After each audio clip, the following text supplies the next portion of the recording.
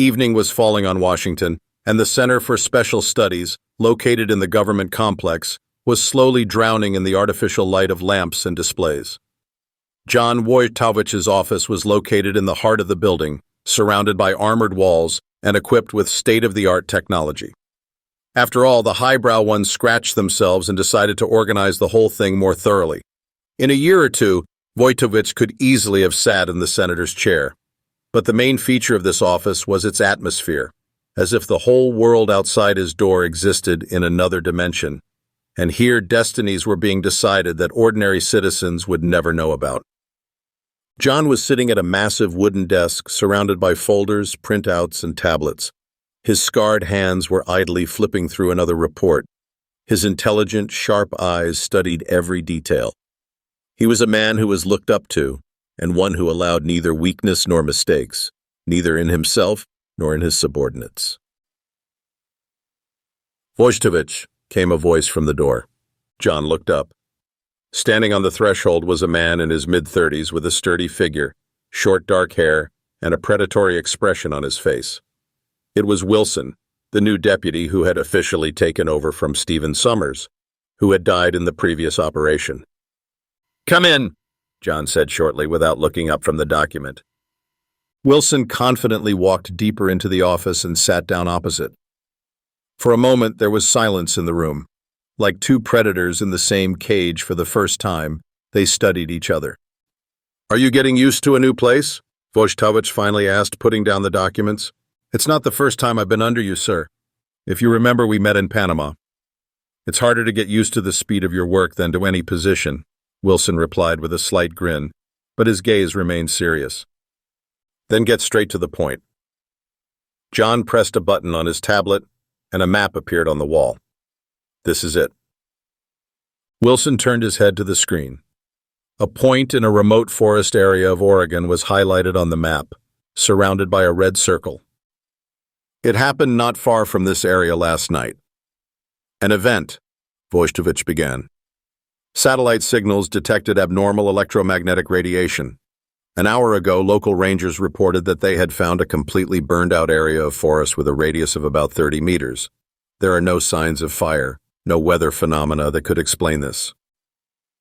"Is electromagnetic emissions already our jurisdiction?" Wilson asked. "I would leave the standard investigation to someone else, but it's not that simple here. Yesterday's incident coincided with the disappearance of 2 people from a small research center that was located nearby. And one more thing." John took the tablet and handed it to Wilson. There was an image on the screen, a blurry black and white photo taken obviously from a satellite. There was a strange figure in the center of the frame. Elongated, irregular in shape, it seemed to be a tangle of lines and shadows. This was taken an hour before the anomaly. The object was located several kilometers from the emission zone. The satellites lost it immediately after the flare. "Sir," Wilson began cautiously, examining the photograph. "Do you think this is related to previous cases?" John looked at him with a hint of approval. "I do not exclude it, but I'm sure of one thing. It's worth our attention. The team is already preparing. You will leave for Oregon in the morning." "Is there anything else?" Wilson asked, handing the tablet back. "There is." Wojtowicz's face grew darker. "This will be your first operation as my right-hand man. Remember, this is no place for mistakes." For a moment, silence hung between them, filled with echoes of the mention of Stephen Summers, about how an experienced agent died falling into a trap that even a veteran could not avoid. "I won't let you down," Wilson replied shortly. His voice was cold, but there was determination in his eyes. "Okay, now go ahead. The task has already been assigned to your group." When the door closed behind Wilson, John remained sitting in his chair. He allowed himself to relax for a moment. My thoughts briefly returned to Summers, to how he stood in this very spot a year ago. Back then, no one could have imagined that his mission would be the last. Wojtowicz dismissed the thought, looked at the map, and frowned. His intuition told him that this matter would not be simple. The cold Oregon morning air greeted the team with a stern calm. A helicopter with a special forces group under the command of Wilson and John Wojtowicz landed gently at a pre-agreed point. an old logging site. The surrounding area is surrounded by endless greenery of coniferous forests, interrupted only by steep cliffs and shallow streams. The forest seemed deserted, but tension was in the air. "Check the perimeter," John ordered curtly, as soon as he jumped off the helicopter ramp. 6 Special Forces soldiers, moving smoothly, took up positions around the landing zone, scanning the area for threats. Each of them was armed to the teeth, automatic weapons, helmets with thermal imagers, motion sensors. These people are used to working quickly, quietly, and efficiently. Wilson walked over to John, adjusting the strap of his backpack. "Is something wrong, sir?" "What is it?" he asked, noticing how Wojtowicz was examining the trees with noticeable wariness. "This forest is too quiet." John looked up at the sky. No birds, no familiar sounds of nature. Only the wind, shaking the branches. The captain of the task force, a middle-aged man with a face weathered by years of service, approached them. His name was Carlson. "We've found footprints, sir," he reported, 500 meters away from us. The trees are damaged as if burned by something. "Lead the way," Wojtowicz replied shortly, and the group moved deeper into the forest. The tracks began to appear quickly, charred stumps, scorched earth, as if an invisible fire had drawn its lines in the middle of a dense forest. But there was no ash anywhere, just black spots and a strange, almost chemical smell. "This doesn't look like an ordinary fire," Carlson muttered, examining the charred branches. "The temperature must be furious to leave such traces, but nothing caught fire." "There's more to it than that," Wilson added, carefully examining the footprint on the ground. It was uneven, resembling the shape of a huge paw, but with long, outstretched fingers. "Sir, do you see?" John came closer, crouched down, and ran his hand over the strange footprint without touching it. The ground in this place was slightly warm. "Something left it quite recently," he said softly. "And this is clearly not a human job." After walking another couple hundred meters, the team came across the main find. A compact base was hidden between the trees, almost invisible from a height. The metal walls blended into the surrounding nature, and thin antennae stretched upward, almost invisible among the branches. "Damn," Carlson breathed, raising the binoculars. "This is a laboratory, and by the look of it, it's all unofficial." John signaled, and the group spread out, taking up positions around the base. "Do not attack without an order," Wojtowicz ordered, connecting to the group via a walkie-talkie. "Let's check the perimeter first. Wilson, come with me." They cautiously approached the base. At first glance, it looked abandoned. The doors were closed, the windows were broken, and there were no signs of people around. But there was a strange silence inside, as if the object had just been abandoned. "Thermal sensors?" Wilson asked, without taking his eyes off the main entrance. "Clear," one of the fighters replied. "Then let's go in." The door gave way easily, as if it had been deliberately left unlocked. The interior smelled of metal and something acrid, like a mixture of ozone and rot. The room they entered resembled a control room. Monitors, scattered papers, drawers pulled out. It looked as if someone had fled in a hurry. "Check the servers," John ordered, scanning the walls. His attention was drawn to deep scratches on the metal surface traces of tremendous force, left not by a tool, but by something that possessed claws. Wilson, meanwhile, picked up one of the printouts. It showed a diagram of the human body with superimposed anatomical details that did not belong to any known species. "This is their research," he said, handing the paper to Wojtowicz. "A human body with something. Someone else's." John just nodded curtly. "Let's get out of here. We'll take everything we can with us. But be prepared. Not everything is dead here." At that moment, a sharp metallic screech cut through the silence of the base, as if something huge was moving in the next room. "Carlson, stand by!" Wilson shouted. The soldiers lined up in battle formation, pointing their weapons at the door. The noise was getting closer, heavy footsteps, a metallic thud, followed by a low growl. John motioned for them to wait. The footsteps stopped outside the door, then there was silence. Only a second later, the door flew off its hinges with a bang, and a blood-curdling creature appeared on the threshold. Tall, with shiny black skin and elongated limbs, it looked like a nightmarish hybrid of a human and something alien. His eyes glowed green, and his clawed hands slowly slid across the floor. "Fire!" Wojtowicz commanded. The SWAT team hall was filled with the roar of gunfire. The creature twitched, but the bullets only seemed to scratch its thick skin. It jumped on the nearest fighter, crushing him with the force of a hydraulic press. Carlson shouted, whipping out a grenade launcher.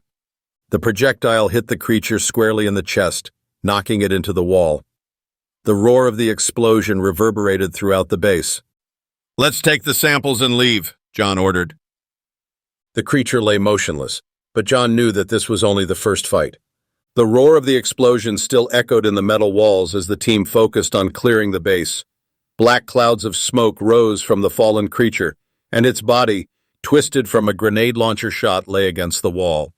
Even in stillness, it caused goosebumps. The mixture of human and inhuman in its appearance defied reason.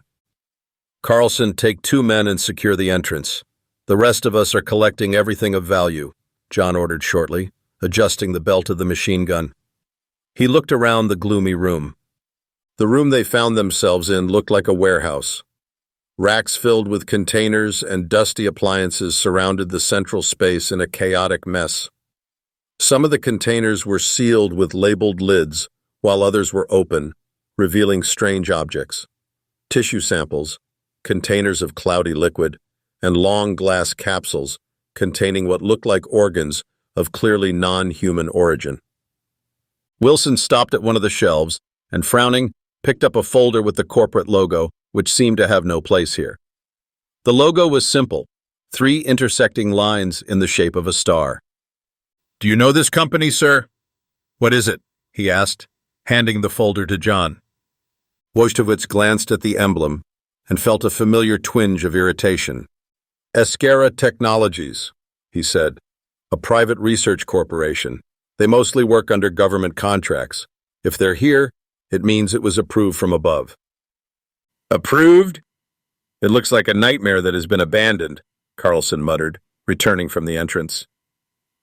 John silently opened the folder. There were reports, but they were written in technical language filled with specific terms that only narrow specialists could understand. However, even a cursory glance made it clear that the research here was related to genetics. "Their goal is to create a Superman," Wojtowicz said, handing the folder to Wilson. "Cross-human DNA with something external. Someone else's mind. Someone else's capabilities," Wilson muttered, looking at the reports.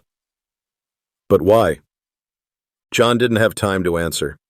There was a loud metallic screech in the next room, as if someone was dropping heavy objects on the floor. "Carlson, check it out.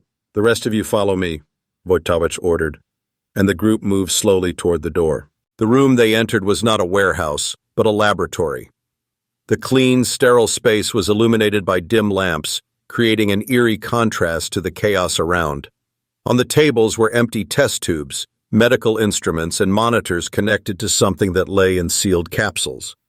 At first glance, the capsules seemed empty, but upon closer inspection, something resembling a human silhouette could be seen on the walls of one of them.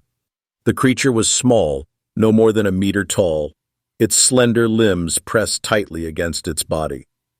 It didn't move, but the skin glistened under the artificial light as if it were covered with metal. "This, a child?" one of the fighters said softly, taking a step back. "I don't think you can call it human," Wilson replied, examining the capsule carefully, "but it's definitely alive." John came closer and pointed at the control monitor, which was still flashing green lights. "It's in stasis," he said. "We can't get it out, but we have to study it." He took a step back, preparing to inspect another part of the laboratory, but then a strange sound cut through the silence. It was a thin, almost painful squeal that seemed to come from the capsule itself. The creature inside stirred. "Sir, this is a bad idea," Carlson said, wiping sweat from his forehead. John didn't have time to answer. A thud echoed from somewhere deep in the laboratory, and then another. The ground shook slightly under his feet, and dust fell from the wall. Whatever it is, it's still here, Wilson said, raising the weapon. The team immediately formed a circle, pointing their guns to the sides. The footsteps grew closer, accompanied by a shrill metallic sound. Suddenly, a silhouette appeared from the shadows. This time, the creature was even more massive than the one they had destroyed before. His black skin was streaked with luminous veins, and his long limbs curved with inhuman grace. "Fire!" John shouted, and the room filled with the sounds of machine gun fire. Bullets hit the creature, but it, like the previous one, hardly seemed to notice the damage. It leaped forward, knocking down one of the fighters, and with superhuman strength threw him against the wall. "Wilson! Grenades!" Wojtowicz shouted. Wilson pulled the pin and threw the grenade at the monster's feet. The explosion shattered the floor, filling the room with smoke and debris. Everything was quiet for a moment. When the smoke cleared, the creature was still there. It was staggering, covered in lacerations, but it was still moving. Wojtowicz looked at the control panel of the capsules and suddenly realized that the creature could be connected to their power grid. "Wilson, cover up," he ordered, and rushed to the panel. His fingers quickly ran over the buttons, turning off the power. The light in the laboratory flickered and went out, and the creature let out a terrible squeal, retreating back. It seemed to be losing its power. "Carlson, get the people out. We only take one capsule," John shouted. The operatives grabbed the capsule with the creature and, huddled together, retreated to the exit, covering each other. The monster seemed unable to move in the total darkness, but its heavy breathing could still be heard in the room. When they jumped outside, the first rays of the sun were making their way through the forest. John looked back at the base. "Blow it up!" he ordered curtly. Carlson pressed the button on the detonator, and a second later, the laboratory disappeared in a blinding explosion. Now they had a capsule. But John felt, this is just the beginning. The sound of helicopter rotors cut through the morning silence of the forest as the team left the scene of the operation. The capsule, tightly fixed in the cargo hold, attracted the eyes like a magnet. Its contents remained motionless, but everyone knew that this loot could become not just a breakthrough in science, but also a deadly threat. John Wojtowicz was sitting on a metal bench, resting his elbows on his knees. He stared at the capsule in silence, considering the consequences. Next to him, Wilson took off his helmet and wiped sweat from his face. The other operatives, although they tried not to show alarm, could not hide their tension. "Why the hell did we get this?" Carlson muttered softly, sorting through his ammunition. "They would have destroyed everything, and that would be the end of it."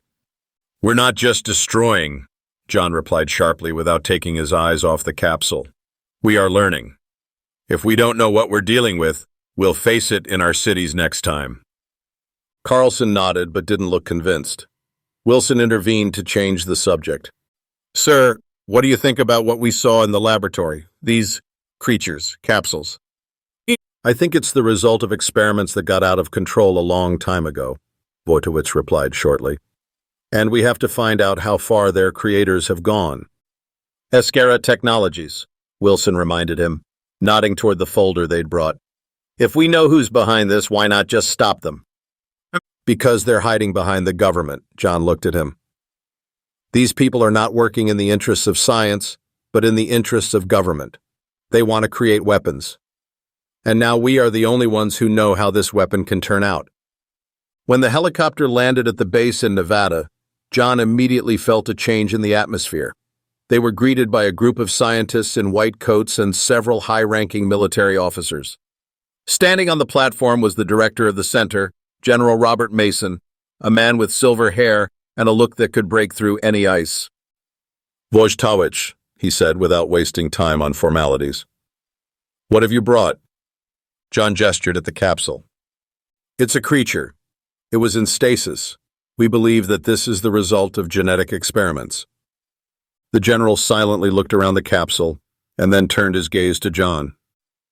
"And what are you going to do about it?" "It's our only chance to understand what's going on. If we destroy it now, we will remain in the dark." Mason frowned but said nothing. He just nodded to the scientists, who immediately rolled up the equipment to the capsule and began moving it to the laboratory. Wilson, watching this, couldn't resist. What if they release it? Or will they repeat what we saw in Oregon? Don't worry, Agent, Mason snapped. Everything will be under control. John realized that it was pointless to argue. Interference at this stage could only make the situation worse. Wilson, let's go. Let them work, he said, and headed for the exit. The laboratory where the capsule was delivered was located in the underground level of the base. John and Wilson watched through the armored glass from the observation room. The scientists worked quickly. They connected sensors, took tissue samples, and measured the creature's vital signs. The indicators are stable, said one of the scientists. It's still in stasis, but we've detected slight bursts of brain activity. Lungs, John asked. Yes, but it's weird. They increase as if they are reacting to our presence. At that moment, the creature moved for the first time. At first, it was barely noticeable, but his fingers slowly tightened. Then it turned its head as if listening. The scientist took a step back, continuing to observe through the glass wall of the capsule. It's waking up, one of them said, his voice trembling slightly. Transfer to isolation immediately, John ordered, but there was concern in his voice. A few hours later, the capsule was transferred to a special compartment, an airtight laboratory with multiple levels of protection. The creature was now under round-the-clock surveillance. It seemed that it was sleeping, but scientists recorded more and more activity. The temperature inside the capsule gradually increased, and sensors detected rhythmic movements similar to breathing. In the evening, John met with Wilson again to discuss what was happening. It's a creature. Did you see how it moved without even leaving the capsule? Wilson asked, looking at the reports. It's clearly not just a biological object. Maybe it's reasonable, John suggested, or at least it reacts instinctively to its surroundings. Is that wise? Wilson raised his eyebrows. Sir, if it's reasonable, we're opening Pandora's box. John thought about it. Scenes from Oregon were playing in his head. An explosion, blood, monsters that were not inferior in strength or speed. If the creature in the capsule was at least part of what he saw there, then scientists could really start a chain of events that could not be stopped. We have to control the process, John said firmly. If something goes wrong, we will be the first to stop it. But something went wrong at night. John was just starting to fall asleep in his office when the alarm went off. There is a security breach in the laboratory, a voice shouted over the speakers. John jumped up, grabbed his weapon, and rushed to the underground level. Wilson was already waiting for him at the elevator, armed and ready to fight. What happened? What is it? He asked as he ran. The capsule. It's cracked, one of the scientists on duty replied, trying to keep up with them. We don't know how it happened. When John and Wilson got to the lab, a terrifying scene opened up in front of them. The capsule really cracked. There were deep spider-like cracks on the glass, and there was no one inside. The creature got out. Block all exits, John ordered, raising his weapon. Find it before it goes away. A scream rang out in the corridors of the base, the first, but certainly not the last. The corridors of the underground complex were illuminated by dim red emergency lights. The siren tore through the air, reverberating in every corner. People were rushing through the aisles, trying to get to the upper levels, but the doors were automatically locked. The base has become a trap. John Wojtowicz and Wilson ran down the central corridor, dodging downed equipment carts and bodies. Laboratory staff were sprawled on the floor. Some were still breathing, but most were dead. Their faces were frozen in horror, and deep lacerations could be seen on their bodies. Wilson, take a group and secure Sector D. This is our only weak spot. If it gets out there, the base is finished, John ordered without slowing down. Sir, we can only do this together. If this creature isn't already in the capsule, it won't stop, Wilson shouted, but John only gave him a fleeting glance. You know your tasks. Do it.